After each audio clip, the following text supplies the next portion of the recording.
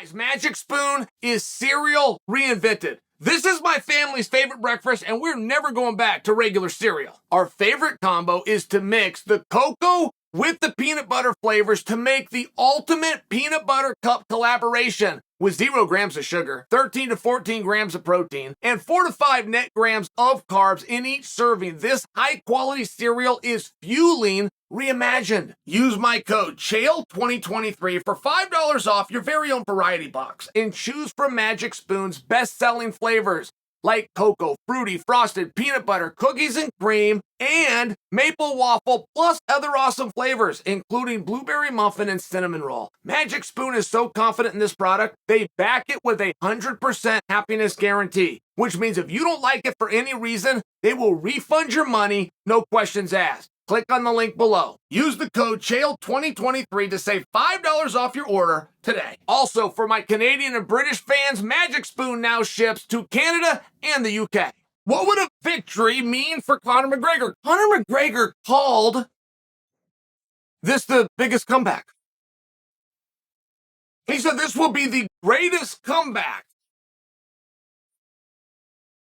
He might be right. What does he mean back? He means not just to beat Chandler or beat whoever's next. He means come back, do what's necessary, get the world title fight, grab the belt. That's what he means, right? Because if it does, he might be right. I had not thought of it in that regard. And it's an interesting thing to look at Conor McGregor. I mean, it really is, right? Some video surfaces and Conor McGregor is gambling. Many people said that's bad. That's not what a focused guy would do. That seems like a tremendous thing to assume on an 8-second video of him sitting at a table when we know he happens to be in Nevada filming a show, but this is what many people said. He did an interview just last week in Ireland at a pub that he owns with Ariel Helwani, and there was a beer on the table. So now you got him gambling and you got him drinking. This guy just isn't serious, right? I mean, these are some of the things. These are tremendous assumptions. But there is a little bit more that we're seeing with Conor as well. What about that body, guys? I mean, that stuff goes quick. You can keep that up when you're 16. You can keep that up when you're 19. You're really lucky you keep that up when you're 29.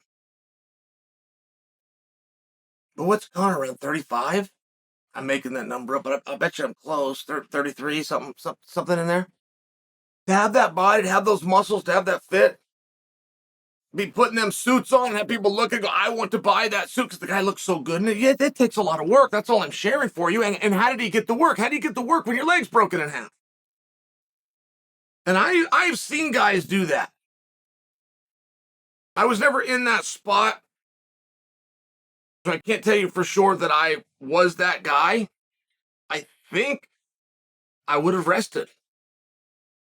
I think I'd have gone in and watched practice and followed it, but I don't think I'd have done anything with my legs all day. I don't think I would have. Other guys would get in there and they got machine they could do with their arms. They could go do pull-ups and they can alternate back and forth. It's a special level of discipline. One that I think you assume Conor would not have. But when he looks that good, he stayed that solid. Many have said he's gained more muscle. When he's done that, it takes a level of work. It's an interesting concept. Right? He's talking about the comeback. He has 2 common opponents with Michael Chandler, both picking him, and within their analysis, taking into account that Conor will be a reduced Conor. The Conor that they knew, a reduced Conor who's been out and who has been injured, they think wins. That really surprises me. I mean, that is a massive amount of respect that he was able to get from a couple of nemesis. That's how good he must have felt. That's how different he must have been. And Conor's career is truly misunderstood. And there's nothing that can be done about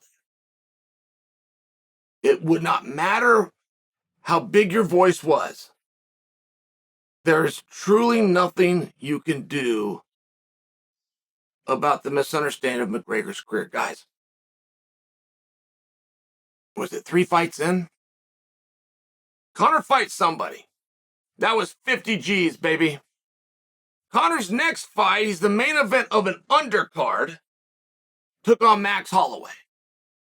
Conor's next fight, he was a main event. I believe it was against Dennis Seaver. That's off the top of my head. But Conor never did anything from his third UFC fight until present time that wasn't the main event. That's a very different career. You go over to SureDog, you get a fight finder, right? You're looking up his record. Oh, he lost to this guy, he beat this guy, and they were all world champions at some point. These are really hard fights. But he got stopped over here, and then he got stopped again over here. And you start doing this, but you get somebody to come in and go, well, hey, let me make sure I understand. The one where he got choked out, he was at 170 pounds. He's a 145 pounder. The one where he had a problem over here, this was at 155 pounds. When he'd come up from 145, or he'd come down from 160, you start explaining that he covered a spread, and that's different. That's going to get respect, and people are going to listen, but nobody's going to know that. You're going to have to focus and zero in. Once you start breaking down how difficult the schedule was, when you start breaking down how many of those fights were last-minute replacements, and then you bring in the big factor of all, which this is a different thing that Conor's doing. It's very hard to juxtapose and or compare Conor's record and career to anybody else's, because other people got to play a different game. It was known as 3 5-minute rounds. That is a completely different game. And I make this point to you all the time, and I just use football. If you go play it for 3 quarters and turn in your scores, you probably are going to have a different Super Bowl champion. If you go play it for 5 quarters, you for sure will have a different Super Bowl champion. If you don't, then let's just play it for 6. And if it's the same team wins it at 6, let's play it for 7. And if it's the same team, let's play it for 8. Eventually, you're going to get to a number where that team is no longer the champion. Or shorten it the other way. We'll make it 2. We'll make it 1. We'll play for 1 minute. I mean, I'm just sharing for you. When you start doing that with the time, it's a completely different game. So when you have Conor McGregor, who has to, every time, even on short notice, 3 different weight classes, world title fights, front of everybody, carry the evening, walk out last, and he has to walk into a very different environment. Right? I mean, some guys are cardio guys and some guys aren't. If Conor didn't have that power and have that big left hand, that record might be very different. There's nothing to do with heart or training. It's none of those things. You can equate it down to something known as a VO2 max. It's as simple as that. You want to be an endurance athlete and the people around you really care about you, they will do that very early. You could be 9 years old. They'll go and do that to know, are we wasting our time or not? This actually got tested. China was going to put on the Olympics, and they did. Was that 2008 in Beijing? And they won all sorts of medals. China came in and cleaned up. So then they told us how they did it. They had a government-funded sports authority that would go to the different towns in China. They did 10 years before. So 2008 is when the games were. In 1998, they go and do this. They'd go to the different towns and they would have tests. And based on how you did on those tests was the sport that they would then recruit you for. And I heard a number of these. I can only remember one. But they would go. You didn't even know these people. You're a kid. You're a kid on the street. This guy walks up to you. He says, put your hand out. They put their hand out. They put a quarter in it. And the guy put another quarter.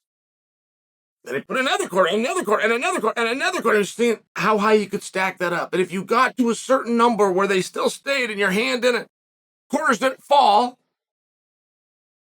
they would put you into the shooting program, put you into the skeet program, archery as well program.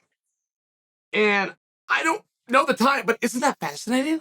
Been in sports my whole life. I've never heard of things like this. I've never heard of anybody doing it.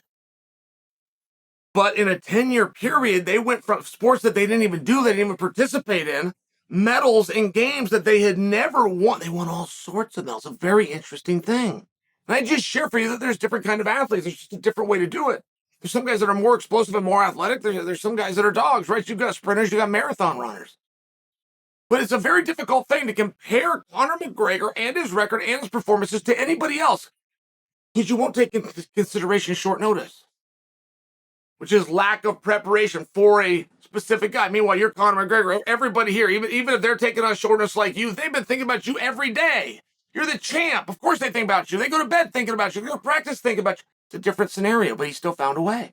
3 different weight classes. Never missed weight, no matter how hard it was. A 4th different weight class for a Floyd Mayweather fight in a sport that he'd never even done before, right? I mean, it's a very interesting thing, which again, if you would have shortened the rounds, if they would have boxed what they should have boxed, right? You got one professional in there, Floyd, so when that says he's got to go 12 rounds, but you got one amateur in there, Conor, which says you got to go 3 rounds.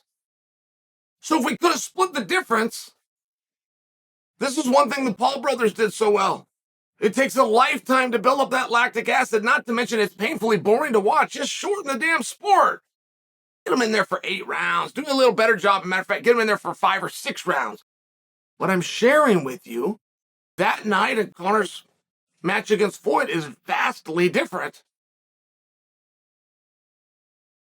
had there been different time frames. So when he goes out there and he's fighting somebody's doing this comeback, there's certain things that he has to prepare for. There's certain situations that he has to prepare for. Coming back into 5 rounds, doesn't matter the opponent, that's way down the road. To come back into a 5-round atmosphere after being injured, the number one thing that will do is take away from your conditioning.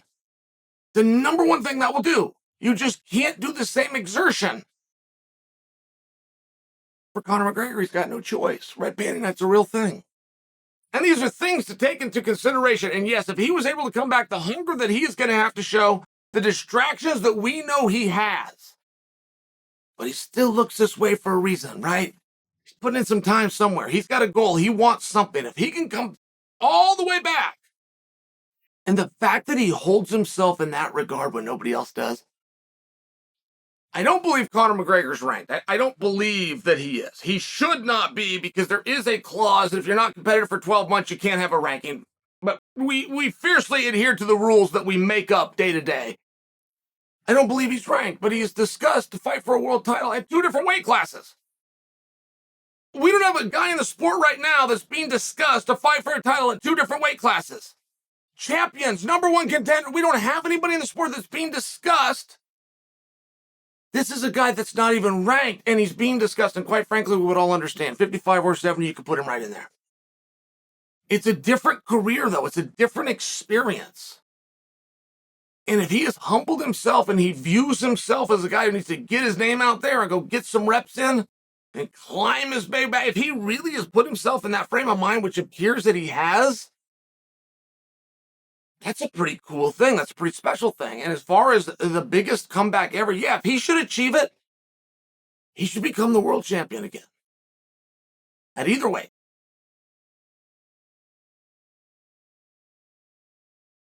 Yeah, that's the biggest comeback in the sport's history.